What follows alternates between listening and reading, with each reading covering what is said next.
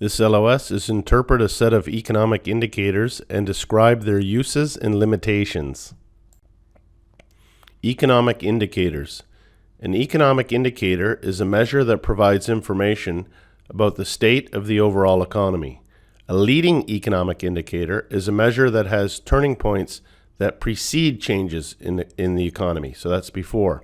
A coincident economic indicator has turning points that coincide with changes in the economy, and a lagging economic indicator has turning points that are later than changes in the economy. So here's a table that has the leading indicators, the coincident economic indicators, and the lagging. So we'll just take a quick look at this list. It's just a summary. Then we'll look into the ebook and we'll look at a little bit more explanation.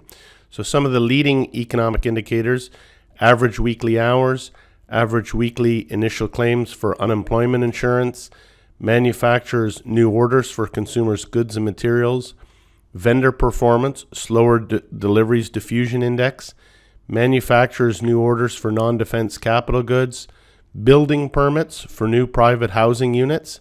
You can see how that one's a leading indicator. You're getting building permits and the houses will be built in the future. So it's leading the activity. The S&P 500 index is considered a leading economic indicator. Money supply, real M2, interest rate spread between 10-year Treasury yields and the federal funds rate, and finally, index of consumer expectations. When we move to the coincident economic indicators: aggregate real personal income, employees on non-farm payrolls, industrial production index, and finally, manufacturing and trade sales.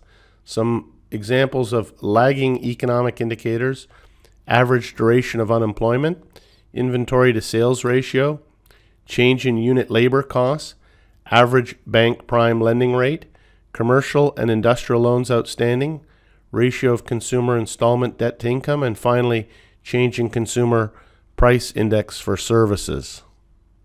So this slide is just showing some examples how some indicators lead in expansion, coincide, and then follow.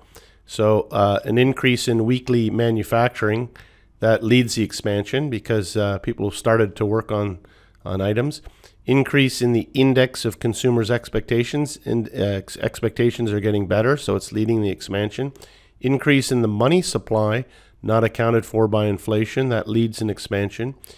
Increase in industrial production index, that coincides with a phase. And finally, you have an increase in the average duration of unemployment. Well, that one sort of makes sense that it's following a contractionary phase, because you can now measure how long have people been unemployed for, and that's a lagging indicator. Okay, in the text, I just have a screenshot now, the ebook. You can see there's an exhibit that has the leading, coincident, and lagging indicators for USA. So again, the slides are just a summary with the name of the indicator, but in the text, they've got the reason. Now, we're not going to go through every single one, but just this is encouraging you to go back to the curriculum and read through. So you can see again, leading indicator, the average weekly hours manufacturing. Then it's important to understand the reason, because there could be multiple choice questions: least likely, most likely, that include information from these reasons, because businesses will cut overtime before laying off workers in a downturn and increase it before rehiring in a cyclical upturn. These measures move up and down before the general economy. So the slide had the list, but this has got the reason, okay? Average weekly initial claims for unemployment insurance. Well, that one is pretty self-explanatory. It offers a very sensitive test of initial layoffs and rehiring. So you can see again, for the leading, manufacturing new orders for consumers' goods, vendor performance, slower deliveries diffusion index, manufacturer new orders for non-defense. So S&P 500 here, because stock prices anticipate economic turning points both up and down, their movements offer a useful early signal on economic cycles. Money supply as well, interest rates. So there's 10 items there for the leading. In terms of the coincident, not so bad. You only have 4 items: employees on non-agricultural payrolls, aggregate real personal income, industrial production index.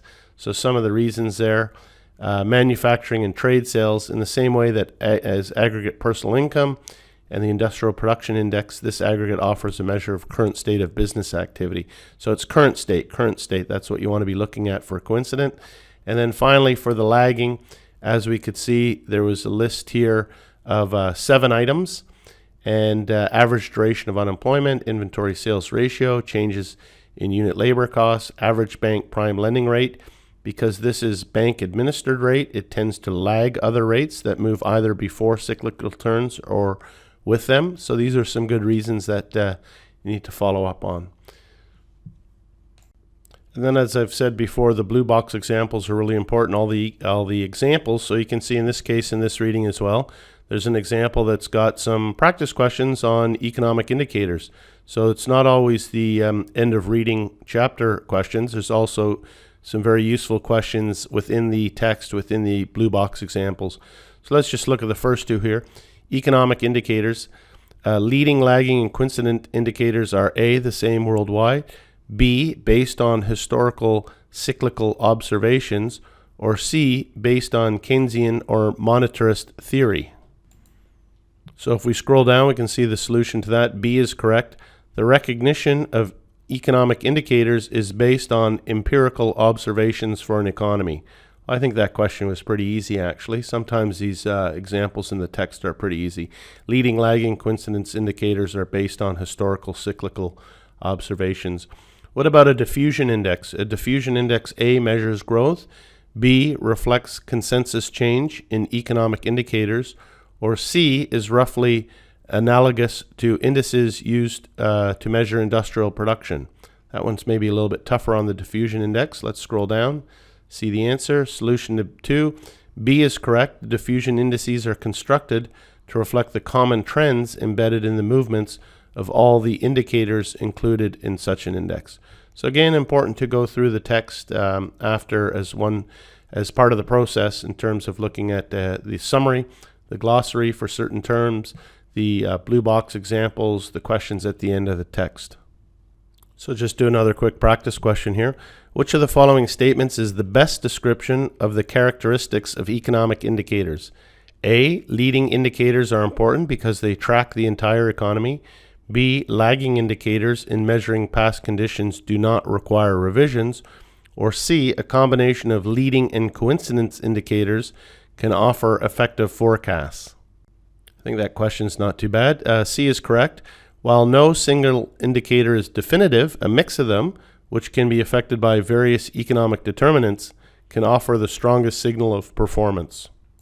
Another quick practice question. When the spread between 10-year U.S. Treasury yields and the federal fund rates narrows, and at the same time the prime rate stays unchanged, this mix of indicators will most likely forecast future economic A, growth, B, decline, or C, stability. Okay, that's a good question because we need to see what these indicators, not only understand what they are and what they're measuring, but what they're forecasting. So B is correct. The narrowing spread of this leading indicator foretells a drop in short-term rates and a fall in economic activity. The prime rate is a lagging indicator and typically moves after the economy turns. And one last practice question to finish this LOS. If relative to prior values of the respective indicators, the inventory sales ratio has risen, unit labor cost is stable, and real personal income has decreased, it is most likely that a peak in the business cycle A has occurred, B is just about to occur, or C will occur sometime into the future. Okay, I think that question wasn't too bad. A is correct. Both inventory sales and unit labor costs are lagging indicators. So we could see here the inventory to sales ratio. So the question was saying that relative to prior values, the inventory sales ratio has risen. So just about to occur? No, it's a lagging indicator. Will occur sometime into the future? No. So I think that question was fairly easy.